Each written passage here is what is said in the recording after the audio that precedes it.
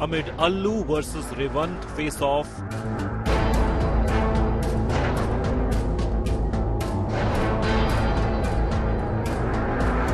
Tollywood meets CM Revant Reddy.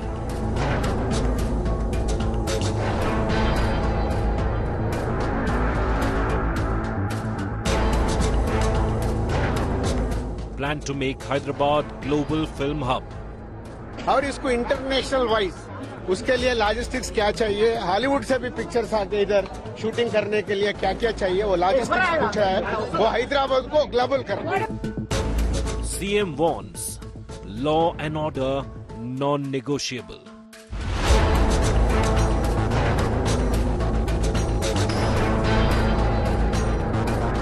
BJP sharpens attack on Congress. जिस तरह के बयान आते हैं कांग्रेस के नेताओं के, वो अपने आप में कांग्रेस की सरकार के ऊपर सोच के ऊपर बड़ा प्रश्न चिन्ह खड़ा करते हैं। Superstar Stampede Showdown. Top focus at 6 p.m.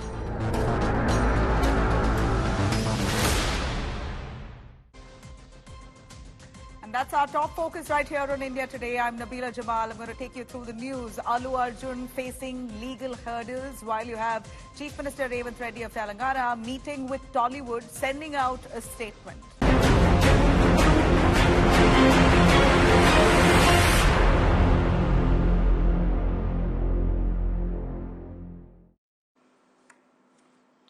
Now, 2 days after Allu Arjun was grilled by the Telangana police for nearly 4 hours, Chief Minister Revanth Reddy meets with Tollywood actors, filmmakers, producers and directors in Hyderabad Police Headquarters.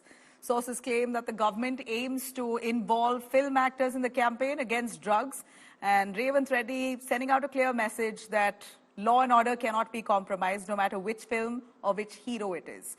Further, the discussion was to strengthen the film industry and, of course, strengthen the state to promote better education, better skill development schools and whatnot. Here's a quick takedown on exactly what happened between Revanth Reddy and the Tollywood film industry who met today. As the superstar showdown between Allu Arjun and the Telangana government simmers, Chief Minister Revanth Reddy met top Tollywood actors on Thursday. The meeting that took place at the Hyderabad Police Headquarters came as the CM battles allegations of a political witch hunt against film stars. Among those who met Revanth Reddy were Allu Arjun's father, filmmaker Allu Arvind, and actors Nagarjun and Venkatesh. Sources tell India Today that Telangana Chief Minister was firm with the actors, saying that there will be no compromise of law and order, and declaring that the celebrities are responsible for controlling their fans. Revanth Reddy assured the actors and filmmakers that his government stands with the industry. The Chief Minister also expressed grief over the Sandhya Theatre stampede death, saying that his government took the incident seriously. Benefit show में जनता बहुत थे। अल्लू अर्जुन ने वहां पर गए, वहां पर पूरा मारा धक्का हो गए, वुमेन डेथ हो गई, उनके बेटा आज भी हॉस्पिटल में। वहां पर पुलिस ने ये रैपिड के बारे में क्रिमिनल केस बुक किए।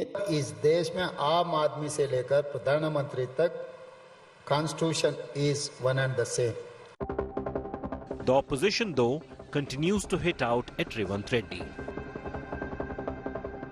जिस तरह के बयान आते हैं कांग्रेस के नेताओं के, वो अपने आप में कांग्रेस की सरकार के ऊपर सोच के ऊपर बड़ा प्रश्न चिन्ह खड़ा करते हैं। कांग्रेस का एमएलए का कुछ कहना और धमकी देना, ये अपने आप में क्या कंट्रोल नहीं है इनके ऊपर? कांग्रेस को टारगेट करना, रेवंत रेड्डी को टारगेट करने का काम कर रहे हैं। ये बंद करो भैया। फिल्म इंडस्ट्री को डरा रहे, उनसे पैसे लेने का काम कर रहे हैं। ये तुम्हारा काम है। ब्लैकमेलिंग करना आरएसएस बीजेपी का काम है। Telugu superstar Allu Arjun and the makers of Pushpa 2 have announced a compensation of 2 crore rupees to Revati's family, who died in the stampede that broke out at Sandhya Theatre as Arjun arrived for the film's premiere on December 4th. While 1 crore rupees has been given by Allu Arjun, Maitri Movies and director Sukumar have given 50 lakh rupees each. Bureau Report, India Today. All right, let me bring in Apurva joining us for more on that. Apurva is tracking those developments. What exactly was the meeting about between Revanth Reddy, Chief Minister of Telangana, and the Telugu film industry? We know it comes right on the heels of Allu Arjun being arrested. Fingers pointed at Allu Arjun for failure in ensuring a situation like this didn't pan out at the Sandhya Theatre with regards to the stampede. So we hear Revanth Reddy has sent out a warning in a statement of sorts to the Telugu film industry. What is it? Well, Nabila, it's not more of a warning, but rather, what sources do tell us is that it's been a kind of a pleasant outcome that has come out from this meeting between the Chief Minister, Revanth Reddy, as well as, with the film industry, producers, directors, and film stars as well. We saw top names in the film industry being taken up in this meeting there. Be it Allu Arjun's father, Allu Arvind himself being present. You have actor, Nagarjuna Akineni. You have actor Venkatesh there. You have senior, directors like Trivikram and others. You have Dil Raju, the producers there. All of these top people from the Film Federation who had gathered there for this meeting. They had expressed their concerns, whatever requests that they had to put forth before the Chief Minister and the cinematographer minister there. But on the other end, we also saw the Chief Minister, and the government of Telangana putting in their kind of request, be it, an anti-drug campaign or, be it, a women safety friendly campaign. All of these were suggestions that were bounced off each other to see what kind of amicable solution they can find towards working together as well. In fact, the Chief Minister also said that he had wanted for Telangana to become an international hub of sorts for cinematography and for filmmaking as well. And not only for that, he also said that he wanted, be it Tollywood, Collywood, Bollywood or Hollywood, either of them, all of them should reach out to Telangana to be, that hub for making films as well. And that is something that the Chief Minister has been going about. What we do hear from sources is that it looks like there's going to be a continued discussion that will go on between the Chief Minister, that is the government of Telangana, and, the Film Federation. So, of course, the first step taken to build a relationship between the government of Telangana and the film stars, actors, producers, all who comprise of the Telugu film industry, Tollywood. Well, more power to them. Let's just hope this comes with responsibility as well going forward. Situations like this, the stampede at Sandhya Theatre could be avoided, and there's better bonhomie, better relations and equations between the government and the film industry, the state. Thanks, Apurva. Now, political uproar over the incident of sexual assault in Chennai University. Massive protests have erupted at the Anna University in Chennai after a 19-year-old girl was sexually assaulted inside the campus. As per the police officials, a 37-year-old man was arrested in connection with the case. The accused sells biryani on the footpath just outside Anna University campus. BJP Tamil Nadu President Annamalai has taken a vow now to not wear his footwear until DMK government is ousted from power. He basically points fingers at the DMK, saying the DMK government is responsible for this, claiming that the man who's accused here, who's accused of sexual assault, seems to have connections with members of the DMK, and therefore the police are taking this case lightly. He's vowed also to go on fast for the next 48 days and will whip himself 6 times at 10 a.m. tomorrow. BJP suspects that the accused is a DMK functionary and has shared a picture with the man along with Udayanidhi Stalin, the Deputy Chief Minister.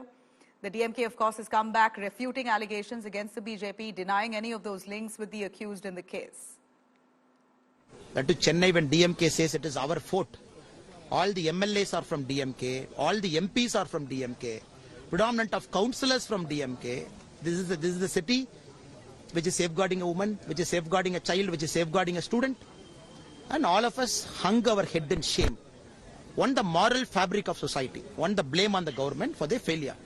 And I just hope and pray Tamil Nadu government acts, at least gives the police the freedom now. And this should be the first and the last this kind of things is happening in our state. This is coming in the... Sir, it is a politics.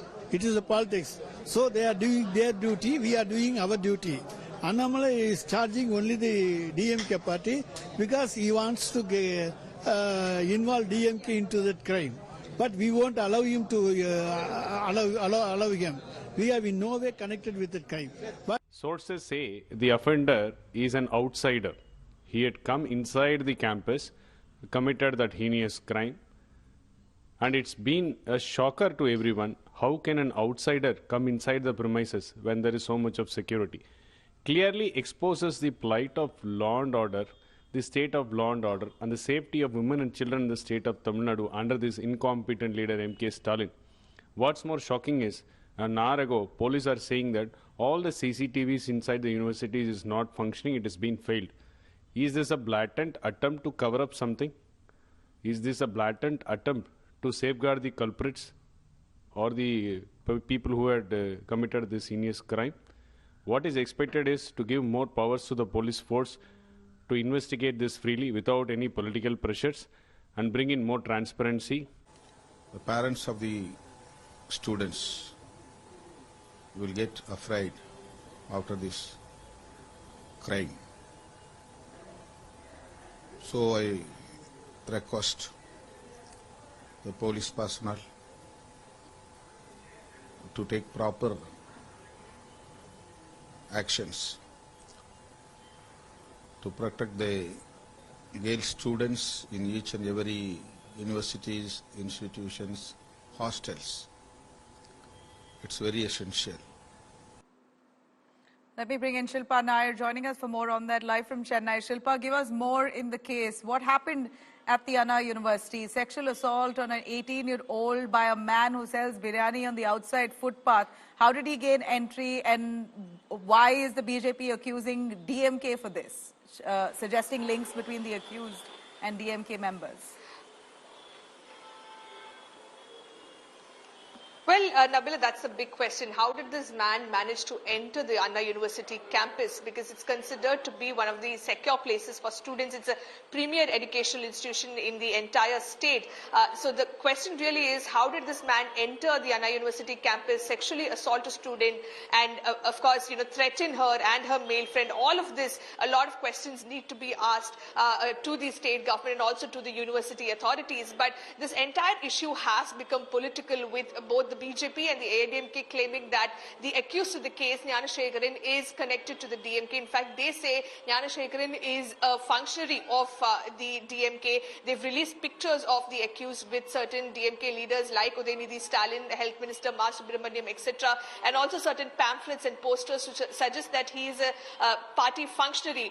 But the DMK, on the other hand, says he is not even a primary member of the party, and just because he's taking pictures with some of these leaders doesn't mean he's connected to the DMK in any way, is what the Law Minister of Tamil Nadu, S. Raghupati, said earlier this morning. But the other aspect of the case, which BJP Chief Annamalai has also now highlighted, is that the FIR in this case got leaked, and because of that, the identity of the victim has been revealed. Her name, her father's name, her address, her phone number, all of that is circulating as part of that FIR. And Annamalai questions, how did this FIR get leaked, and why is that this FIR has been written in a way that it's shaming the victim, it's projecting as though the victim is to be blamed. So he says somewhere the police is trying to shield the accused, and that is the reason why this FIR got leaked. And he is, of course, saying that he's not going to wear a chappal until the DMK government is overthrown, and he's also saying that he'll be flogging himself outside his residence tomorrow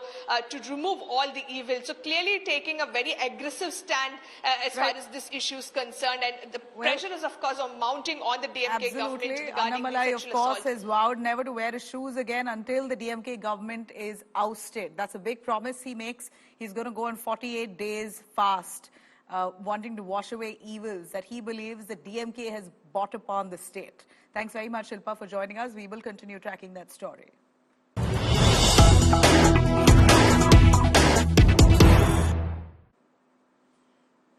We have some news coming in on BJP accusing DK Shivkumar, Karnataka's Deputy Chief Minister, of disrespecting women. BJP claims DK Shivkumar has pushed women workers in Belagavi. The IT cell of the BJP's chief, Amit Malviya, has put out a video and tweets saying this is Congress's idea of women empowerment in Karnataka, the Deputy Chief Minister D.K. Shivkumar is seen shoving women workers as if they are cattle at the Congress's Adiveshan in Belagavi, calling this shameful.